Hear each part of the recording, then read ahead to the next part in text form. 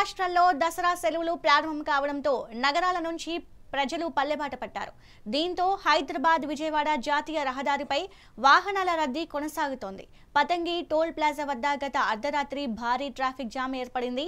వాహనదారులు ఇబ్బందులను గమనించిన టోల్ అధికారులు వెంటనే అప్రమత్తమై మొత్తం 16 బూత్లలో 8 బూత్లను కేవలం విజయవాడ వైపు వెళ్లే వాహనాల కోసం తెరిచి ట్రాఫిక్ ను క్రమబద్ధీకరించారు. నేడు కూడా హైదరాబాద్ విజయవాడ జాతీయ రహదారిపై అధికంగా వాహనాల రద్దీ ఉండే అవకాశం ఉందని అధికారులు హెచ్చరిస్తున్నారు.